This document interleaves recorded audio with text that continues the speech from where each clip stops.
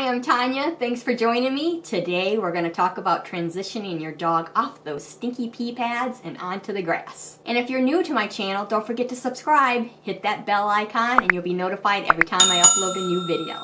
As a general rule of thumb, I'm not usually pro teaching dogs to use pee pads in the first place, because what we're doing is we're teaching our dogs or puppies to go potty inside the house, and we're also teaching them to go potty on things. So both of these behaviors can actually lead to trouble in the future. Of course, there are situations where potty pads or dog litter boxes might be the best option for your dog, but again, just as a general guideline, if it's not something you have to do, don't do it to begin with. If you're bringing home a puppy who's already been taught how to use potty pads or a litter box, if you're working with a puppy, I'll just go ahead and say, all right, no potty pads, let's just go down to basic potty training. And I will have a link below in the description that goes over potty training basics and how to get you and your puppy off to the best start possible. As with most behaviors, there's not always a one-size-fits-all. Sometimes this will work for that dog, but this works better for this dog.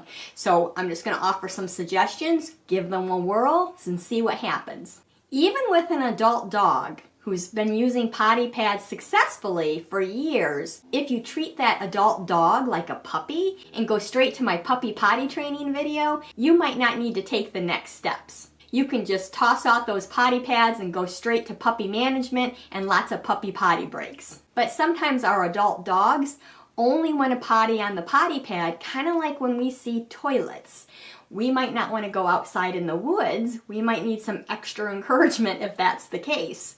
Where when we see a toilet, we go, that's where I need to go to the bathroom. So if you have an older dog who's been using potty pads, that intuition of using the potty pad as their toilet might really be instilled in them. If that's the case, then what I would do is take that potty pad and put it towards the door that you want to use to take your dog outside. If your dog is struggling to find the potty pad that's by the door, instead of putting it all the way to the door, go ahead and put it maybe 20 feet away from its original location. So if it's originally in your bedroom, then maybe just outside your bedroom door. Let him get comfortable going there, and then another 20 feet. You're gradually going to start making that potty pad go closer and closer and closer to that back door, and then you're going to get your second potty pad and you're going to take it to the spot outside where you'd like your dog to go potty. Then when your dog goes to use the potty pad, then that's your cue that your dog has to go outside. So now when your dog goes to the potty pad by the door, instead of letting him go potty on that pad, take him outside to the other pad.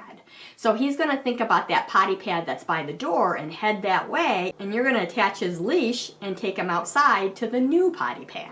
All this is likely going to take some time, so make sure that you're very, very patient. And when your dog is pottying on the outside pad, tell him how smart he is. Give him a reward. And if he likes to sniff around, go ahead and let him go sniffy sniff afterwards so that he's getting lots of bonuses. So he goes potty on the potty pad outside, he gets a snack, then he gets to do a little sniffing. If your dog potties on the potty pad in the house, by all means, don't reprimand him. That's where he's been taught to go to the bathroom. And we don't want to have a dog who's afraid to go to the bathroom in front of you, because that's going to be a big key. If you find that your dog's nervous about going to the bathroom in front of you, then use a long leash. So that gives you the opportunity to allow your dog to go where he needs to go on that potty pad, but you're 15, 20, 30 feet away, so you're not in his space. Because we also want to remember that when we're potty training our dogs or puppies, we don't want to reprimand them for going to the bathroom inside the house, because what we can easily do is teach them that it's scary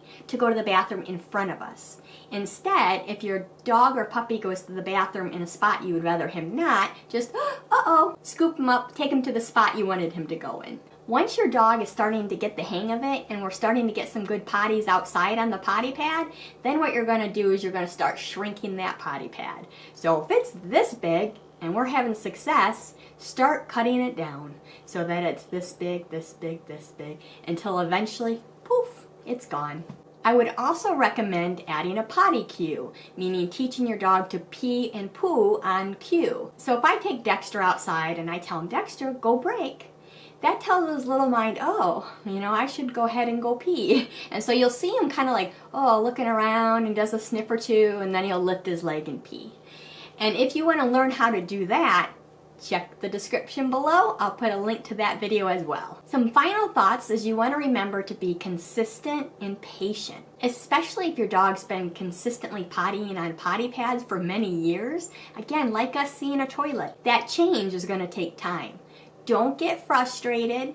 Don't get harsh. Don't yell at your dog, because that stress and anxiety will make things worse. If you enjoyed this video, please hit that thumbs up. Don't forget to subscribe to my channel, and you can click the bell icon and you'll be notified every time I upload a new video. If you check the community page on my YouTube channel, you can post your questions too. This was actually one of the viewer questions. And if you want to dive deeper into your dog's behavior, training, and care, you can check out my Patreon page. The link's below. And until next time, remember to pause and enjoy life, and I'll see you in the next video. Let me tell you a story about the baddest dog there ever was. Sneaking food from the fridge, tearing up the garbage. He's a goofy old Dexter the dog.